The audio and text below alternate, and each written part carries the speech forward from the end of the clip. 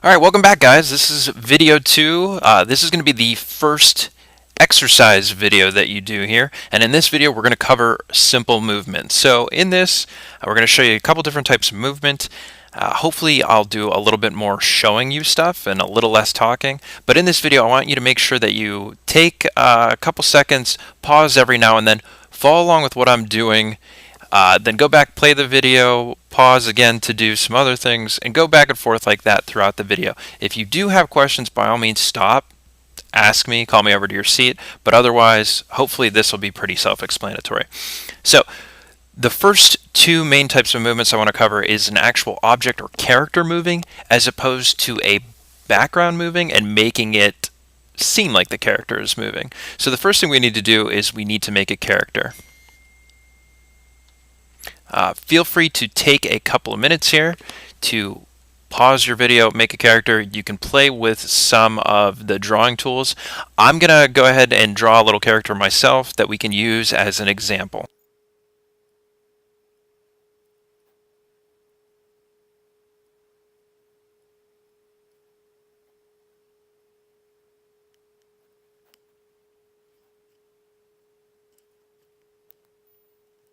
Alright, so here we have a character. I made a really simple squid, jellyfish, I don't know, whatever you want to call it. But I drew a character. Here it is. We're going to do some stuff with it. So the first thing that we're going to do is we're going to make it look like this character is actually moving straight across the screen.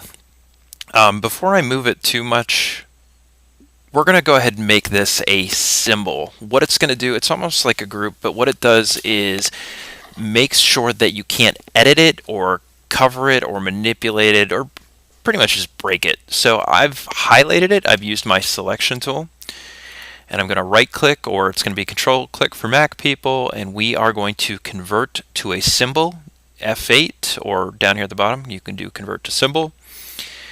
You can name it, and you might have a different default. We're going to go with graphic and just hit OK.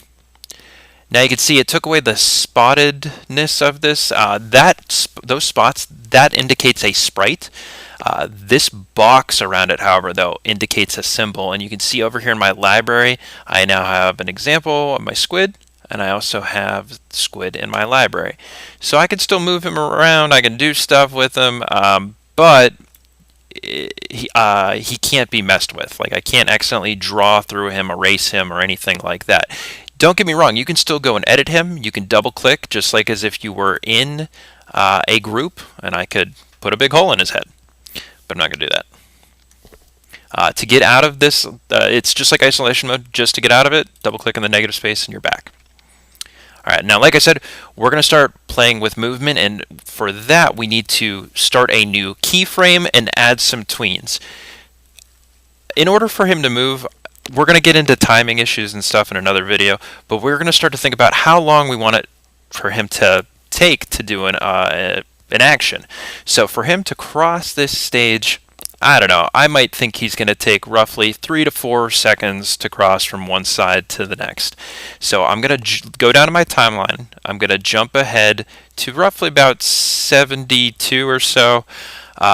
Sometimes it's really easy to round up when you're thinking about frames per second. So 24 frames is a single second. Sometimes it's easier to think about it in 25. So if I do 25, 50, actually 75, that's going to be a little over 3 seconds. So I'm going to jump up to there. I'm going to right click.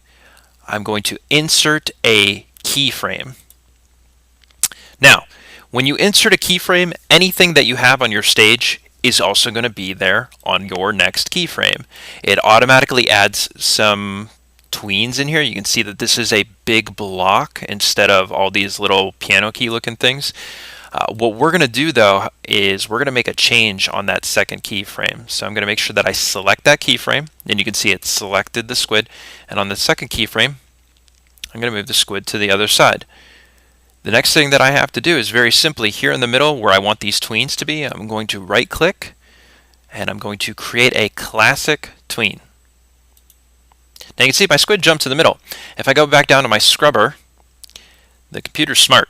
and it actually divided the spacing to move the squid each frame for it to take place over 75 frames.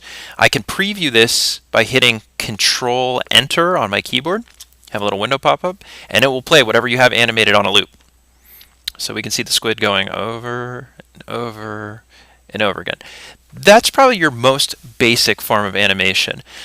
The other thing that you might consider doing though in your animation is you might have the character moving in a single spot, and you might have the background actually be the thing that's rolling through. And I'm going to demonstrate that in a second. First thing I'm going to do is I'm going to clear this. So I highlighted all these frames here, and I'm going to actually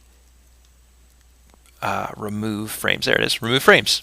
Now those frames are all gone. So I only have a single keyframe represented by that dot. And for this, I need to create a background. So I'm going to make a new layer. And so I don't get confused, squid on this layer, background. I'm going to switch these just like the layers in Photoshop. You can just drag and drop. Now you can see that this is a solid black circle. That just means that I have something drawn in here. This one means that I haven't drawn anything yet. So I'm going to take a second. I'm going to draw a background. Now, when you draw your background, it's going to be actually pretty important. If you're going to have it scrolling, you need to make it much longer than your stage. If you're going to have something that is the size of your stage and you have it move left or right, you're all of a sudden going to see a big white gap. So we need to make sure that we're making something that is a reasonable length. I'm going to make it bigger than the stage just to make sure I have some playroom. All right. The more details that you can see in the background, the better it's going to be, because you're going to notice those details going by. If that doesn't make sense to you just yet, don't worry about it. Just whatever you do, don't just make a rectangle. You're not going to see a rectangle move. It has to have some sort of wave, some sort of angle, something that you're going to notice actually moving. I'm actually going to give this a fill as well. Alright, so this is going to go by as my squid goes by. The first thing that I'm going to do to set up the scene though is I got to go get my character, going to put him on stage. I already have my background set up where I want it to be. Now I'm going to jump down, same thing, I'm going to jump down to 75. I'm going to insert keyframes, this time for both of them. What that does is it makes my squid reappear in the same place further down the timeline. Now I just used a tween, so you can see this arrow here. That represents the tween. I'm going to just remove the tween. We're not worried about the tween. The squid is actually not going to move. The squid is going to stay exactly where it is. What I'm going to move is the background. So I'm going to do the same thing that I did with the squid, except for this time I'm just going to move the background. I'm going to give the classic tween to the background frame this time. So you can see again it jumped.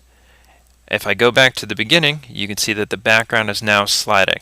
Now that might not look like much to you right now. It's kind of like this weird green thing is creeping in the background. However, if you actually preview it and watch it, it looks like the squid is just traversing over green little hills in the background. You're going to create one of these videos. I want you to actually show me your animation and I will check it off for you. Whenever I give you the okay on that, you can go ahead, you can move to the next exercise. I hope this was helpful to you. Thanks for watching.